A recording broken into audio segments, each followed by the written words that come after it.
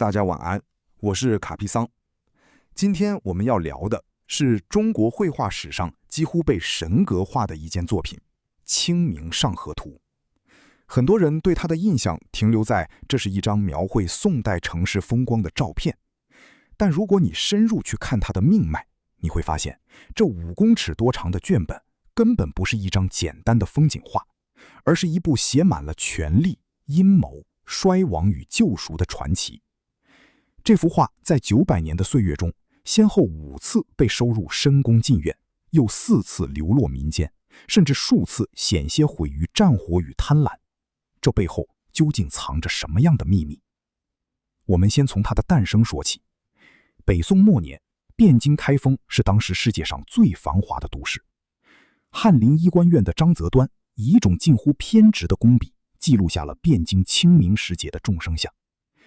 这张画第一次进入宫廷，是由徽宗赵佶亲自题名并加盖双龙小印。宋徽宗是个艺术上的天才，却是政治上的庸才。他看重的是这幅画展现出的太平盛世与繁华气象。然而，这也是这幅画命运多舛的开始。当金人的铁骑踏破汴京，这幅画随着北宋的覆灭，流落到了金朝的王公贵族手中，这是他第一次下凡。在那个动荡的年代，画作被视为政权合法性的象征，拥有了这张画，似乎就拥有了那段曾经辉煌的中原文明。等到元灭金后，这幅画第2次入宫，但元朝的统治者对这种细腻的汉文化并不完全感兴趣，于是他又被一位装裱工匠偷换出宫，落入民间。这种进出的频率在明朝达到了巅峰。明代权臣严嵩为了搜刮这张画，不惜罗织罪名迫害官员，甚至出现了无数张伪造的苏州片子。画作在官商、权臣、收藏家之间反复易手，每一次易手都伴随着财富的倾斜，甚至人命的流逝。到了清代，乾隆皇帝再次将它收入拾取宝籍，那是他最安稳的一段时光。直到末代皇帝溥仪将它私带出宫，最后被藏在东北的断壁残垣中，才最终回归博物馆。为什么帝王与权臣都对他如此痴迷？仅仅是因为画工精湛吗？并非如此。当我们细看这幅画的内容，你会发现张择端隐藏了一个极其深邃，甚至有些惊悚的政治预言。很多人说这是一张歌功颂德的画，但在专业的艺术史研究者眼里，这其实是一张危言图。我们把目光聚焦在那个最著名的场景——虹桥。在那座巨大的木结构桥梁下，一艘大船正要穿过桥洞，但船位还没来得及放下，眼看就要撞上桥身。船工们手忙脚乱，有人在撑篙，有人在惊呼，桥上的行人也在指手画脚。这不仅仅是为了增加画面张力，这反映的是当时北宋官僚体系的失灵与社会秩序的混乱。官府在漕运上的疏忽，让这原本应该平静的水面变得险象环生。再看看城门口，汴京是个不夜城，本该是守卫森严的重地，但在张择端的笔下，城门口竟然没有一个赤兵，取而代之的是趴在地上打瞌睡的差役。更令人不安的是，画中出现了大量的税收节点，却不见消防设施。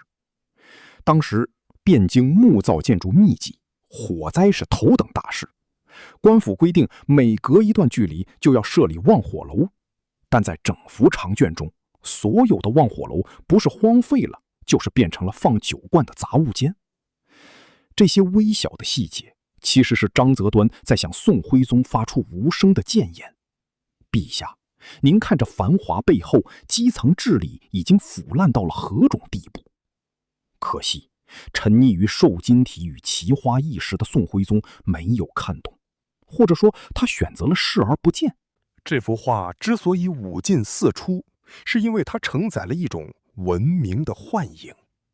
每一位拥有它的皇帝都希望透过这5公尺的绢本，触摸到那个极致精细、物质极度丰富的巅峰时代。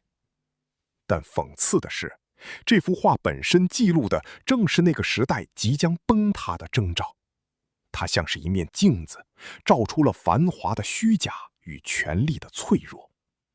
在民间流落时，它被文人墨客赋予了无数的感慨；在宫廷收藏时，它又成了皇帝炫耀国力的谈资。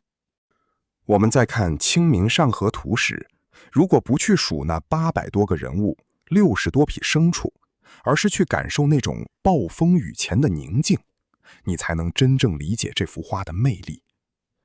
那些在酒楼里畅饮的食客，那些在街边算命的平民，那些在运河上奋力搏命的纤夫，他们并不知道，几年之后，惊人的火光就会燃遍这座城市的每一个角落。张择端用一种冷静到近乎残酷的笔触，把这一切定格在了最璀璨也最危险的一刻。这就是《清明上河图》隐藏最深的秘密。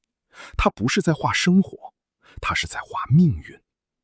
它告诉后世，繁华与荒凉之间，有时候只隔着一条脆弱的虹桥。当我们今天在博物馆的灯光下平息凝视这幅神作时，我们看到的其实是历史的一次次轮回。节目的最后，我想邀请大家思考一个问题：如果张择端活在现代，他会选择记录下什么样的画面？是高楼大厦的灯火辉煌，还是那些在角落里不易察觉的缝隙？历史从来不只是胜利者的叙事，有时候它就藏在一个打瞌睡的士兵，或是一艘忘了放桅杆的小船里。感谢您今晚的收看，我是卡皮桑，我们明天同一时间再见。